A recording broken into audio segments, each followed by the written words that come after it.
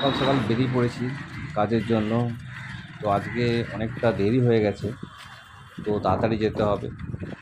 তো এখন আমরা মৌরিগ্রাম ব্রিজ পেরোচ্ছি। এই ব্রিজটাই পেরোনো সবথেকে কষ্টকর, কারণ অনেকটা উঁচু। নামার সময় খুব আবার সোজা লাগে, তো এটাই অনেকটা কঠিন। তো নামতে খুব ইজি, লাইফটাও ঠিক এর মতো। ওঠার সময় খুব কঠিন হয়, কিন্তু লাইফে নামার সময় খুব ইজিলি নামা যায়। কারখানায় চলে এসেছি। তো চলে এসে দেখলাম নিফটি ফিফটি ইন্ডেক্সে খুব ভালো একটা সেট আপ হয়েছে, তো এখানে একটা ট্রেড নিয়েছি। তো আপাতত এখন এখন ওয়েট করছি। মার্কেট উপরে ওঠার চান্সটা কিন্তু খুব বেশি। কিছুটা প্রফিট আমরা বুক করে নিয়েছি। তো কিছুটা প্রফিট, কিছুটা কোয়ান্টিটি আমরা ধরে রেখেছি।